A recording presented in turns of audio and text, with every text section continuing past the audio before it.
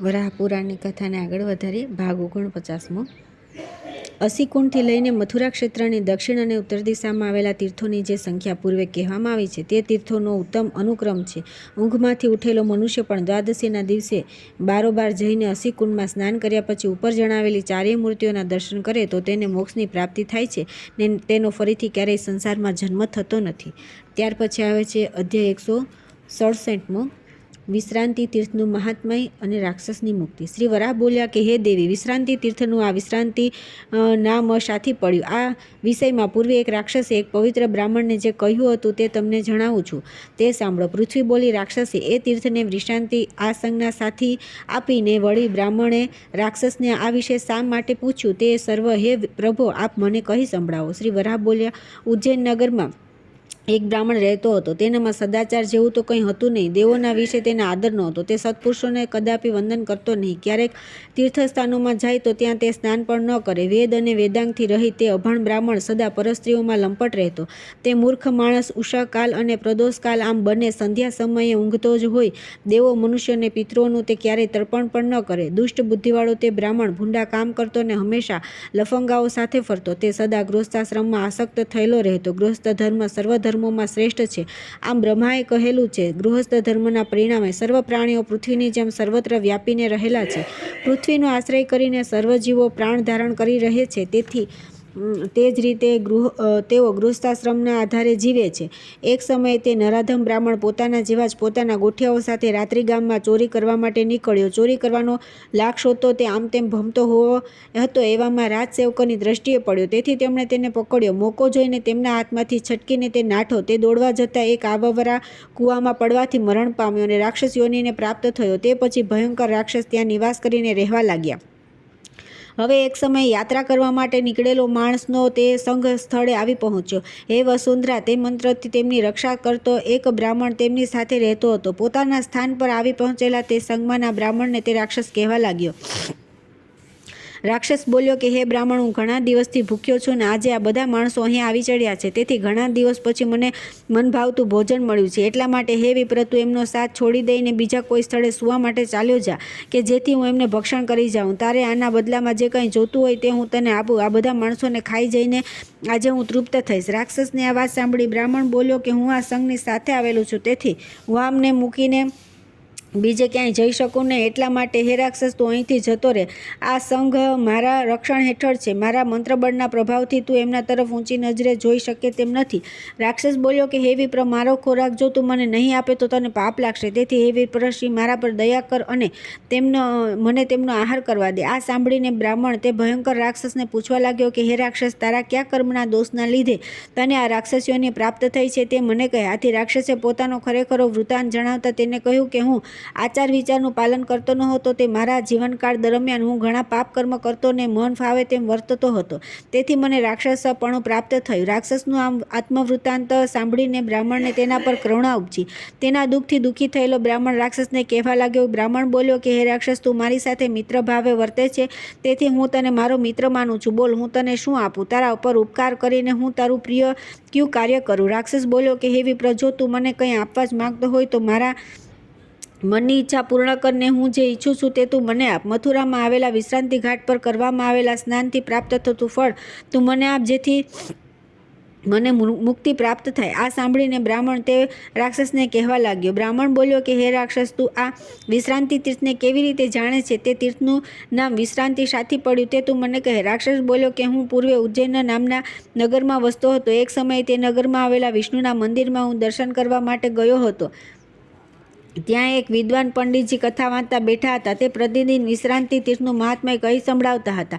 તે સાંભળવા માત્રથી એ તીર્થ વિશે મારા હૃદયમાં ભક્તિ ઉત્પન્ન થઈ. હે નિષ્પાપ બ્રાહ્મણ, મેં એ તીર્થનું વિશ્રાંતિ નામ તેમની પાસેથી જ સાંભળ્યું હતું. જગતના સ્વામી જનાર્દન મહાબાહુ વાસુદેવ એ તીર્થમાં આરામ કરે છે, તેથી તે તીર્થનું વિશ્રાંતિ એવું નામ પડ્યું છે. રાક્ષસની વાત સાંભળીને બ્રાહ્મણ બોલ્યો કે હે રાક્ષસ, જા, મેં એ તીર્થમાં કરેલા સ્નાનનું ફળ તને આપું છું. આટલું બોલી રહ્યો કે તુરત તે રાક્ષસપણાથી છૂટી ગયો.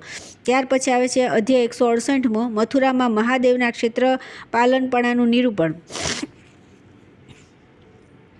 પૃથ્વી બોલી કે મથુરા ક્ષેત્રનું રક્ષણ કોણ કરે છે? અહીં ક્ષેત્રપાલ રૂપે કોણ રહેલું છે? તેમના દર્શનથી જે પુણ્યફળ પ્રાપ્ત થતું હોય તે સર્વ હે પ્રભુ આપ મને કહો. શ્રી વરાહ બોલ્યા કે પાપનો નાશ કરનારા કલ્યાણકારી દેવ ભૂતપતિ મહાદેવના દર્શન કરવાથી જે મથુરા તીર્થના સેવનનું ફળ મળે છે. પૂર્વે 1000 વર્ષ સુધી ઉગ્ર તપ કરીને ભગવાન શંકરને મેં પ્રસન્ન કર્યા. મારા પર પ્રસન્ન થયેલા મહાદેવે મને કહ્યું કે તમારી ઈચ્છા પ્રમાણે મારી પાસેથી મંગળ વર માગો. આટલું બોલ્યા પછી વળી શંકર મને કહેવા લાગ્યા કે હે દેવ, હું તે આપને વર આપનાર કોણ? હે દેવજ્ઞ, આપ તો સર્વવ્યાપક છો. આપ આ વાત હું સારી રીતે જાણું છું. તેથી મારે જ આપની પાસે યાચના કરવાની છે. કૃપા કરીને આપ મથુરામાં નિવાસ સ્થાન આપો. ભગવાન શંકરની વાત સાંભળીને હરિ બોલ્યા કે હે દેવ, આપ મથુરા નગરીના રક્ષક બનીને એના ક્ષેત્રપાલ થશો અને જે મનુષ્ય મથુરામાં આવીને આપના દર્શન કરશે તેને હે મહાદેવ મારા મથુરા તીર્થના સેવનનું પુણ્ય ફળ પ્રાપ્ત થશે. નહીં તો તેની યાત્રા સફળ નહીં થાય. આમાં સંશય નથી. જે માણસ તીર્થમાં શ્રદ્ધાપૂર્વક જે પુણ્યકર્મ કર્યું હોય તેને તે પ્રમાણે ફળ મળે છે. મારા મથુરા ક્ષેત્રની ભૂમિમાં પ્રવેશ કરવામાં આવતા જ પાપોનો નાશ થાય છે અને સંસારના બંધનથી મુક્તિ મળે છે. સ્વર્ગમાં ઇન્દ્રની અમરાવતી નગરી રમણીય છે તે જ પ્રમાણે જંબુદ્વીપમાં મારી પ્રિય મથુરા નગરી સર્વ નગરો કરતાં વધારે રમ્ય અને ઉત્કૃષ્ટ છે. મથુરા ક્ષેત્રનો વિસ્તાર 20 યોજનનો છે. આ ભૂમિમાં ચાલવાથી દરેક પગલે અશ્વમેઘ યજ્ઞનું ફળ મળે છે. એમાં શંકાને સ્થાન નથી. મેં આ મથુરા ક્ષેત્રનું મહાત્મા બ્રહ્માને તેમજ રુદ્રને પણ આ પૂર્વે કહ્યું નથી. તે હે પૃથ્વી અત્યંત પવિત્ર અને સારી રીતે ગુપ્ત રાખેલું આ મહાત્મય પ્રથમવાર તમને કહ્યું છે. આ ક્ષેત્રમાં સર્વરત્નોથી વિભૂષિત રમણીય મથુરા નગરી આવેલી છે. એમાં રહેલા તીર્થો વિશે તમને કહું છું તે સાંભળો. હે વસુધા, મથુરામાં અગણિત તીર્થ આવેલા છે. આ તો મેં તમને પહેલાં કહેલું જ છે. આ ક્ષેત્રની દક્ષિણ તથા ઉત્તર દિશામાં અનુક્રમે ગોવર્ધન તથા અક્રૂર આ 2 તીર્થ આવેલા જે કુરુક્ષેત્ર જેવા પવિત્ર પ્રસ્કંદન તથા ભાંડેર આદિ 6 તીર્થની સાથે પવિત્રમાં પણ પવિત્ર એવું શ્રેષ્ઠ વિશ્રાંતિ નામનું એક તીર્થ પણ અહીં છે. કરોડો તીર્થમાં સર્વથી ઉત્તમ અને વૈકુંઠ સમાન પવિત્ર અસિકુંડ તીર્થ, આવિમુક્ત સોમતીર્થ, દમન, તિંદુક, ચક્રતીર્થ, દ્વાદશ, આદિત્ય, સંજ્ઞાવાળું, અક્રીર આદિ અનેક તીર્થો મથુરા ક્ષેત્રમાં છે. આ અક્રૂર તીર્થ મહાપાતકોનો નાશ કરનારું પુણ્યપ્રદ અને પવિત્ર તીર્થ છે. મથુરા ક્ષેત્રનું સેવન કરવાથી કુરુક્ષેત્ર કરતાં 100 ગણું પુણ્યફળ પ્રાપ્ત થાય છે. એમાં સંશય નથી. મહાભાગ્યશાળી જે મનુષ્ય એકચિત્ત થઈને મથુરાનું મહાત્મય અન્ય વ્યક્તિ દ્વારા સાંભળે છે અથવા બીજા કોઈને એનું મહાત્મય કહી સંભળાવે છે તેઓ મારા પરમધામને પામે છે અને પોતાના 240 કુળોનો ઉદ્ધાર કરે છે. મરણ સમયે જે મનુષ્ય મથુરા તીર્થનું શ્રદ્ધાપૂર્વક સ્મરણ કરે છે તે સંસારના બંધનનો નાશ કરનારી શ્રેષ્ઠ ગતિને પ્રાપ્ત કરે છે. હે દેવી, સર્વપાતકોનો નાશ કરનારું મથુરા ક્ષેત્રમાં આવેલા તીર્થોનું આ મહાત્મય મેં તમને કહી સંભળાવ્યું. બોલો હવે તમે બીજું શું સાંભળવા ઈચ્છો છો? ત્યાર પછી આવે છે અધ્યાય 169 ગરુડનું વૃત્તાંત. શ્રી વરાહ બોલ્યા, મથુરા કરતાં શ્રેષ્ઠ ક્ષેત્ર નવલોક્યમાં નથી. તે હે દેવી, એ મથુરા ક્ષેત્રમાં હું નિવાસ કરીને રહું છું. આ સર્વ તીર્થોમાં મથુરા તીર્થ પરમ પવિત્ર છે. શ્રી કૃષ્ણે એ ક્ષેત્રમાં ક્રીડા કરી હતી, તેથી એ ભૂમિ પ્રતિ પગલે પવિત્ર છે. કૃષ્ણના પડેલા પગલાવાળી એ તીર્થભૂમિ ચક્રાકારે રહેલી છે. તેમાંય જે ભૂમિમાં કૃષ્ણે ક્રીડા કરી હતી તે ભૂમિ મથુરા ક્ષેત્રમાં અર્ધચંદ્રાકારે છે. તે ભૂમિમાં નિવાસ કરનાર મનુષ્યો મુક્તિ પામે છે. એમાં સંશય નથી. મથુરા ક્ષેત્રની દક્ષિણ અને ઉત્તર દિશાઓના મધ્યમાં કૃષ્ણની ક્રીડા ભૂમિ આવેલી છે. એ ભૂમિ અર્ધ આકારે સોમ અર્થાત ચંદ્રના અર્ધભાગના આકારવાળી છે. તેમાં એ દેવ શ્રી કૃષ્ણ નિવાસ કરીને રહેલા છે. મથુરા ક્ષેત્રની ઉત્તર તથા દક્ષિણ આ 2 દિશાઓ આવેલા તીર્થોમાં સ્નાન તથા દાન આદિ કર્મ કરવાથી તે બંને તીર્થોના દેવો મથુરા ક્ષેત્રના સેવનનું ફળ આપે છે. આ બંને તીર્થોમાંના કોઈ પણ તીર્થમાં મરણ થતાં મનુષ્યને સર્વ પ્રકારના શ્રેષ્ઠ કર્મ કરવાથી પ્રાપ્ત થતી સદગતિ મળે છે. ઉપવાસ કરીને જે મનુષ્ય અર્ધચંદ્ર તીર્થમાં સ્નાન કરે છે તેને અક્ષયલોકની પ્રાપ્તિ થાય છે. એમાં સંશય નથી. યજ્ઞસૂત્રના વેષ્ટન પ્રમાણે જે મનુષ્ય પોતાની યાત્રા મથુરા ક્ષેત્રના દક્ષિણ દિગ્ભાગથી આરંભી એના ઉત્તર દિગ્ભાગમાં સમાપ્ત કરે છે તે પોતાના ઘણા કુળોનો ઉદ્ધાર કરે છે. પૃથ્વી બોલી કે હે પ્રભુ, આ યજ્ઞસૂત્રના વેષ્ટનનો પ્રકાર તમે જણાવો છો તેનું વિધાન કેવા પ્રકારનું છે અને તે કેવી રીતે કરવાનું હોય છે તે સર્વ આપ મને કહો. શ્રી વરાહ બોલ્યા કે હે પૃથ્વી, યજ્ઞસૂત્રના વેષ્ટનનો વિધિ કહું છું તે તમે સાંભળો. યજ્ઞમાં સૂત્રનું વેષ્ટન આ દક્ષિણ બાજુથી આરંભ કરીને ઉત્તર દિશામાં પૂરું કરાતું હોય છે. તે પ્રમાણે અહીં પણ સમજવું. આ જ યજ્ઞસૂત્રના વેષ્ટનનો વિધિ કહ્યો છે. આ પ્રમાણે ક્ષેત્રની દક્ષિણ દિશાથી યાત્રાનો આરંભ કરીને ઉત્તરમાં તેની સમાપ્તિ કરવી. આ વિધિથી તીર્થયાત્રા કરનારા મનુષ્ય મુક્તિને પ્રાપ્ત થાય છે, એમાં સંશય નથી. યાત્રા સ્થળે જ્યાં ઉતારો કર્યો હોય ત્યાંથી તીર્થ સ્થળે સ્નાનાદિ ક્રિયા કરવા માટે જતી વખતે સ્નાન કરવામાં આવે ત્યાં સુધી મૌન ધારણ કરવું. સ્નાન કર્યા પછી દેવોના દેવ શ્રી કૃષ્ણની વિધિપૂર્વક પૂજા કરવી. દુધાળી ગાય, સુવર્ણ અને ધનનું દાન કરવું. તે પછી બ્રાહ્મણને ભોજન કરાવવું અને ભગવાનને શયન કરાવવાના નિમિત્તે તેના ઉદ્દેશથી શયનનું દાન કરવું. આ પ્રમાણે વિધિપૂર્વક સ્નાન તથા દાન આદિ ક્રિયા કરનાર મનુષ્યનો પુનર્જન્મ થતો નથી ને તેનું મૃત્યુ થયા પછી તે મારા લોકમાં આદર પામે છે. અર્ધચંદ્ર તીર્થમાં મરણ પામનારા મનુષ્ય મારા ધામને પ્રાપ્ત થાય છે. અન્ય તીર્થોમાં કે તીર્થ સિવાયના અન્ય સ્થળે મૃત્યુ પામેલા મનુષ્યના મૃતદેહોની દાહાદી ક્રિયા અર્ધચંદ્ર તીર્થમાં કરવામાં આવે તો તેઓ પણ સ્વર્ગલોકને પ્રાપ્ત થાય છે. આ અર્ધચંદ્ર તીર્થમાં જે મનુષ્યના મૃતદેહને અગ્નિ સંસ્કાર કરવામાં આવે છે તેના શરીરમાં જેટલા હાડકાં હોય તેટલા 1000 વર્ષ સુધી તે સ્વર્ગમાં નિવાસ કરીને ત્યાંના સુખોનો ઉપભોગ કરે છે.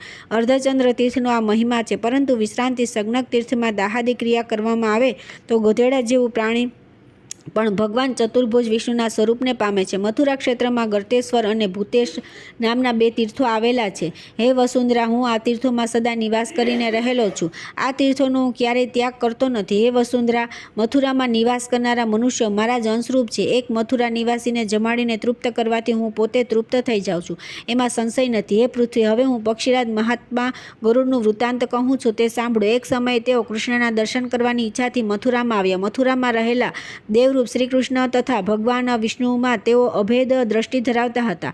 તેમનામાં તેઓ કોઈ પણ પ્રકારનો ભેદ જોતા ન હતા. હે વસુધે, તેઓ કૃષ્ણના દર્શન થવા માટે તેમની આ પ્રમાણે દિવ્ય સ્તુતિ કરવા લાગ્યા. ગરુડ બોલ્યા કે હે વિરાટ સ્વરૂપ ભગવાન, આપનો જય થાવ. હે આદિત્ય, આપનો જય થાવ. હે વિષ્ણુ, આપનો જય થાવ. હે અચ્યુત, આપનો જય થાવ. હે કેશવ, આપનો જય થાવ. હે ઈશાન, આપનો જય થાવ. હે કૃષ્ણ, આપનો જય થાવ. આપને નમસ્કાર છે. સર્વવ્યાપક હે પ્રત્યક્ષ દેવ, આપનો જય થાવ. હે અચંત્ય, આપનો જય થાવ. લોકોની શોભારૂપ હે દેવ, આપનો જય થાવ. આ પ્રમાણે મહાત્મા ગરુડે ભગવાનની સ્તુતિ કરી એટલે તેઓ તેમની આગળ શરીર ધારણ કરીને પ્રત્યક્ષ થયા અને તેને સાંત્વના આપીને પ્રીતિપૂર્વક કહેવા લાગ્યા, તમે શા હેતુથી મારી સ્તુતિ કરો છો? તમારું ઈષ્ટ શું છે? મથુરામાં શા માટે આવ્યા છો તે સર્વ મને કહો. ગરુડ બોલ્યા કે હું આપના દર્શન કરવા માટે મથુરામાં આવ્યો છું, પરંતુ અહીં આવ્યા પછી પણ આપના સ્વરૂપના દર્શન થયા નહીં. મથુરા નિવાસી જનોના જેવું એક જ રૂપ સર્વત્ર મારા જોવામાં આવ્યું. બધા મથુરા નિવાસીઓનું એક સરખું રૂપ જોઈને હું બ્રહ્મા પડી ગયો. તેથી આપના પ્રત્યક્ષ દર્શન થાય એ હેતુથી અને મારા પર આપનો અનુગ્રહ થાય એવી ઈચ્છાથી મેં આપની સ્તુતિ કરી છે. ગરુડની વાત સાંભળીને ભગવાન હસી પડ્યા અને મધુર તથા કોમળ વાણીથી તેમને કહેવા લાગ્યા. શ્રી કૃષ્ણ બોલ્યા કે હે વિહંગમ, આકાશમાં ગમન કરનારા પક્ષીરાજ, હે ગરુડ, મથુરા નિવાસીઓનું રૂપ છે તે જ મારું સ્વરૂપ છે. પાપીજનોને હું તેમનામાં દેખાતો નથી. વસ્તુતઃ મથુરાના બ્રાહ્મણો એ જ મારું રૂપ છે. આમ બોલીને કૃષ્ણ ત્યાં જ અંતર્ધ્યાન થઈ ગયા અને ગરુડ પણ ત્યાંથી સુખપૂર્વક પોતાના ધામમાં ગયા. હે દેવી, મથુરા નિવાસીઓમાં રહેલા મારા રૂપનું નિરૂપણ અહીં કરી બતાવ્યું. મથુરામાં નિવાસ કરનારા મનુષ્યો મારું સ્વરૂપ છે, તેમનું પૂજન કરવાથી હું સદા પ્રસન્ન થાઉં છું. મથુરામાં મૃત્યુ પામનારા મનુષ્યોને મુક્તિ પ્રાપ્ત થાય છે, એમાં સંદેહ નથી. મથુરામાં નિવાસ કરનારા કીટ, પતંગ અને તિર્યયોનિના પ્રાણીઓ પણ નિશ્ચયપૂર્વક મારા ચતુર્ભુજ સ્વરૂપને પ્રાપ્ત થાય છે. શિવ અને કેશવ રૂપ 2 દેવોને પદ્મનાભના એક જ દેહમાં અભિન્ન રૂપે જાણી જે માણસ અશ્વિન માસના શુક્લ પક્ષની એકાદશીના દિવસે ઉપવાસ કરીને પવિત્ર થઈને દ્વાદશીના દિવસે તેમના દર્શન કરે છે અને યમુનાજીમાં સ્નાન કરે છે, તે મનુષ્ય ગર્ભનિવાસના દુઃખથી મુક્ત થાય છે, અર્થાત તેને પુનર્જન્મ થતો નથી. ચૈત્ર શુક્લ દ્વાદશીના દિવસે ઉપવાસ કરીને સ્નાન કરવું, તે પછી ચિંતા વિષ્ણુનું પૂજન કરીને રાત્રે જાગરણ કરવું. આ પ્રમાણે વિધિપૂર્વક કર્મ કરનારો મનુષ્ય આ સંસાર બંધનથી મુક્ત થાય છે અને એમાં સંશય નથી. એવી રીતે જે મનુષ્ય એકાંશા દેવનું, યશોદાન, દેવકીનું અને મહાવિદ્યેશ્વરીનું પૂજન કરે છે તે મનુષ્ય હે દેવી બ્રહ્મહત્યાના પાપથી મુક્ત થાય છે. મથુરાની પશ્ચિમે ધર્મરાજની જળધારામાં સ્નાન કરનારા મનુષ્યને ગ્રહ પીડા થતી નથી. વિશ્રાંતિ સંજ્ઞક દીર્ઘ વિષ્ણુ તથા કેશવ તીર્થના દર્શન કરીને જે દેવનું ભક્તિયુક્ત ચિત્તથી ધ્યાન, પૂજા અને દર્શન કરવામાં આવે તેથી તે દેવનું દર્શનનું પુણ્યફળ પ્રાપ્ત થાય છે. મથુરા ક્ષેત્રમાં આવેલા તીર્થોમાં જપ, હોમ અને તીર્થના દેવોનું ધ્યાન તથા તેમના સતત દર્શન કરનારો મનુષ્ય સર્વ ગુણોના ધામરૂપ જન્મ અને મરણથી રહિત પરબ્રહ્મ ભગવાન વિષ્ણુના સ્વરૂપને પ્રાપ્ત થાય છે, આમ બ્રહ્માએ કહ્યું છે. ત્યાર પછી આવે છે અધ્યાય 170 ગોકર્ણ સરસ્વતી મહાત્મ્ય. શ્રી વરાહ બોલ્યા, પૂર્વે મહાત્મા ગોકર્ણ વિશે વળી મથુરામાં બનેલો એક પ્રસંગ તમને કહું છું, તે હે વસુંધરા તમે સાંભળો. એ ગોકર્ણના પિતાનું નામ વસુકર્ણ હતું. જ્ઞાતિએ તેઓ વૈશ્ય હતા અને ધન સંપત્તિથી યુક્ત હતા. વસુકર્ણની પત્નીનું નામ સુશીલા હતું ને તે સર્વ સદ્ગુણોનો ભંડાર રૂપ હતી.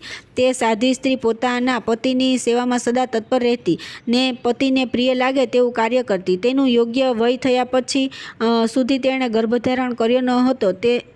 હવે પછી તેનું વય પણ વધતું ચાલ્યું. આથી ખીન થઈને તે સુંદર કટીવાળી રાંક સ્ત્રી એકાંતમાં વિલાપ કર્યા કરતી. સરસ્વતી નદીના સંગમ સ્થાન ઉપર સંતાનવતી સ્ત્રીઓને જોઈને તેને મનમાં ઓછું આવતું ને વિચારતી કે આ બધી સ્ત્રીઓ સંતાનવાળી છે, મને જ સંતાન કેમ નથી. આવા વિચારથી તેનું મન ચિંતાગ્રસ્ત રહેતું. હવે સરસ્વતી નદીના તીર નજીક આવેલા એક વૃક્ષ નીચે એક મુનિ રહેતા હતા. વસુકર્ણની પત્ની સુશીલાનો વિલાપ સાંભળીને તેમના હૃદયમાં કરુણા ઉપજી. તેથી તેઓ તે સ્ત્રીને સાંત્વના આપીને તેને પ્રિય લાગે તેવી રીતે ધીમે રહીને કરુણાભાવથી પૂછવા લાગ્યા, હે સુભગે, તું કોણ છે? કોની પત્ની છે? શા હેતુથી રડે છે? ઋષિના વચન સાંભળીને તે સ્ત્રી તેમને કહેવા લાગી કે હે મુનિ, પ્રજાવાળી સ્ત્રીઓને બાળકો સાથે રમતી જોઈને હું પ્રસન્ન થાઉં છું, પરંતુ મારે કોઈ સંતાન નથી. તેવા વિચારથી હું દુઃખી થાઉં છું કે હું કેવી ભાગ્યહીન છું, મને કોઈ અપત્ય જ થયું નથી. પુત્રની કામનાવાળી તે સ્ત્રીની આ વાત સાંભળીને મુનિઓના સિંહરૂપ તે મુનિ શાર્દૂલ બોલ્યા, ઈશ્વરની કૃપાથી તને પુત્ર પ્રાપ્ત થશે. હે યશસ્વીની, તું એક કામ કર. ગોકર્ણ નામથી વિખ્યાત શિવનું એક મંદિર છે, ત્યાં તું તારા પતિ સાથે જઈને તે દેવેશ ગોકર્ણનું સ્નાન, ધૂપ, દીપ અને નૈવેદ્યથી પૂજન અને સ્તુતિ કર. મુનિએ તેને સ્ત્રીને આ પ્રમાણે કહ્યું એટલે તેણે તેને પ્રણામ કર્યા અને પોતાના ઘરે ગઈ. મુનિએ જે કહ્યું હતું તે સર્વ તેણે પોતાના પતિને જણાવ્યું. પત્નીની પ્રિય અને તર્કયુક્ત વાત સાંભળીને તેનો પતિ વસુકર્ણ પોતાની પ્રિયાને હર્ષિત થઈને ઊંચા સ્વરે કહેવા લાગ્યો કે દેવી, તમારું કલ્યાણ થાવ. આપણો મનોરથ હવે સિદ્ધ થયો છે. હે દેવી, ઋષિ કહે છે તે વાત સાચી છે. હું પણ એમ જ માનું છું. પત્નીને આ પ્રમાણે કહીને તે પોતાની પ્રિયા સાથે ઋષિએ કહ્યા પ્રમાણે વર્તવા લાગ્યો. તે પતિ પત્ની સરસ્વતી નદીના સંગમમાં સ્નાન કરીને પ્રતિદિન ભગવાન ગોકર્ણને પુષ્પ, ધૂપ, દીપ અને નૈવેદ્યથી તેમનું પૂજન કરવા લાગ્યા. પુત્રની પ્રાપ્તિ માટે ભગવાન ગોકર્ણનું આ પ્રમાણે પૂજન કરતા તેમના 10 વર્ષ વ્યતીત થયા. આથી ઉમાપતિ ભગવાન તેમના પર પ્રસન્ન થયા અને પ્રત્યક્ષ થઈ બોલ્યા, તમને સર્વગુણ સંપન્ન રૂપવાન પુત્ર પ્રાપ્ત થશે. ભગવાન વરાહ પૃથ્વીને કહે છે કે હે પૃથ્વી, જેણે ઘણા સંતાનો હોય તેને ધાન્યના અનેક કણ સમાન જાણો. દેવની કૃપાથી હવે તે વસુકર્ણ વૈશ્યને પુત્ર પ્રાપ્ત થશે. ભગવાન ઉમાપતિએ તે પતિ પત્નીને આ પ્રમાણે કહ્યું. ત્યાર પછી તેમણે સરસ્વતી નદીમાં સ્નાન કરીને પ્રભાત સમયે ભગવાન દેવાધિદેવ શંકરના નિમિત્તે પુષ્કળ દ્રવ્યનું દાન કર્યું. બ્રાહ્મણોને ભોજન આપ્યું અને તેમને વસ્ત્ર તથા દક્ષિણા વિપુલ પ્રમાણમાં અર્પણ કર્યા. ભગવાન ઉમાપતિના આશીર્વાદથી વસુકર્ણની પત્ની સુશીલાએ ગર્ભધારણ કર્યો. શુક્લ પક્ષના ચંદ્રમાની કળા પ્રમાણે તે ગર્ભ પ્રતિદિન વધવા લાગ્યો. 10મા મહિનામાં સુશીલાએ ચંદ્રની કાંતિ સમાન પુત્રને જન્મ આપ્યો. તે સમયે બાળકના પિતા વસુકર્ણે પુત્રનો જન્મ થયાના ઉત્સવ નિમિત્તે મુખ્યત્વે સર્વ વર્ણના માણસોને સુવર્ણ અને વસ્ત્ર સહિત 1000 ગાયો દાનમાં આપી. પુત્રનો જાતકર્મ સંસ્કાર કર્યો અને નામકરણ સંસ્કાર પણ કરીને પુત્રનું નામ ગોકર્ણ પાડ્યું. આ સંસ્કારો પછી તેણે પુત્રના અન્નપ્રાશન, ચૂડાકર્મ, મસ્તકનું મુંડન, ઉપનયન આદિ સંસ્કારો કર્યા. તે પછી ગોદાન અને દેવોનું પૂજન તથા અન્ય વિવાહાદી મુખ્ય માંગલિક કાર્યો તેણે વિધિપૂર્વક કર્યા. હવે ગોકર્ણ તરુણ અવસ્થાને પ્રાપ્ત થયેલ હોવા છતાં તેને સંતાન થયું નહીં. તેથી વસુકર્ણે ફરીથી તેનું લગ્ન કરી તેને 4 સ્ત્રીઓ પરણાવી. સુંદર નેત્રવાળી તે સ્ત્રીઓ વય, રૂપ અને ગુણથી યુક્ત હતી. તો પણ તેઓ ક્યારેય પુત્રવતી થઈ નહીં ને નિસંતાન રહી. એથી હવે સ્વયં ગોકર્ણે પ્રજા પ્રાપ્તિ માટે દેવોનું પૂજન કરીને વાવ, કૂવા અને તળાવ આદિ ખોદાવાના, દેવ મંદિરો બંધાવવાના, પરબ બેસાડવાના તથા અન્નક્ષેત્ર ખોલવાના ધાર્મિક કાર્યો આરંભ કર્યો. જીવન અસ્થિર છે, લક્ષ્મી અનિત્ય છે, આમ માનીને ગોકર્ણે પોતાના જીવનનો તથા લક્ષ્મીનો સર્વ સત્કર્મોમાં ઉપયોગ કરવા માંડ્યો. તેણે વિષ્ણુ તીર્થની પશ્ચિમે અને ગોકર્ણ મહાદેવના મંદિરની સમીપમાં ભગવાન વિષ્ણુ સહિત ગણપતિ, સૂર્ય, દુર્ગા અને શિવ આ 5 દેવોના ભવ્ય મંદિરો બંધાવ્યા. તેની આસપાસ વિશાળ ઉદ્યાન બનાવ્યું. તેમાં અનેક જાતના પુષ્પોના છોડ ઉગાડ્યા અને આંબો, જાંબુ, નારંગી, બીજોરા તથા દાડમ આદિ વૃક્ષો વાવ્યા. તેની ચારે બાજુ કોટ બનાવ્યો અને કોટની બહારની ઊંડી ખાઈઓ ખોદાવી. ઉદ્યાનમાં આવેલા વૃક્ષો અને છોડવાઓને જળ સિંચવા માટે કૂવાઓ તેણે રહેટે મુકાવ્યા. ગોકર્ણની સુંદર સ્ત્રીએ તે ઉદ્યાનમાંના પુષ્પો ચૂંટીને એકત્ર કરતી. એવી જ રીતે રમણીય નેત્રવાળી તે રમણીઓ દેવ મંદિરમાં દેવોને સ્નાન કરાવીને તેમનું પૂજન કરી. તેમને દીપદાન કરતી. મહાભાગ્યશાળી તે ચારે પતિવ્રતા સ્ત્રીઓ સગી બહેનોની જેમ હળીમળીને પ્રતિદિન પોતાના પતિની સેવા કરતી અને તેની આજ્ઞાને વશ થઈને વર્તતી. ઉદ્યાનનો માળી પણ વૃક્ષોને જળસિંચન કરતો ને યોગ્ય રીતે વૃક્ષોને ઉછેરીને તેમની માવજત લેતો. આના પરિણામે વૃક્ષો પર પુષ્પ આવ્યા અને તે ફળવા લાગ્યા. વૃક્ષો પર પુષ્કળ ફળ આવ્યા, તેથી તેમનો મોટો ઉત્સવ ઉજવાતો હોય તેમ લોકોમાં તેની લાગણી થવા લાગી. પુષ્કળ ફળો તે બધા ખાતા અને લોકોને આપતા. તે સમયે મથુરામાં નિવાસ કરતા તે ગોકર્ણનો વૈભવ ઇન્દ્રના વૈભવ સમાન જણાતો. વસુકર્ણનો પુત્ર ગોકર્ણ પ્રતિદિન દાન કર્મ કર્યા કરતો, તેથી હવે તેનું ધન ખૂટવા માંડ્યું. છેવટે ધન ખૂટી જવાથી તેને પોતાના માતા પિતા તથા કુટુંબનું ભરણપોષણ કરવાની મોટી ચિંતા પેદા થઈ. તેણે પોતાના મનને પૂછ્યું, બોલો હવે કેમ કરીશું? મોટું કષ્ટ આવી પડ્યું છે. અંતે તેણે વેપાર કરવાનો નિશ્ચય કર્યો.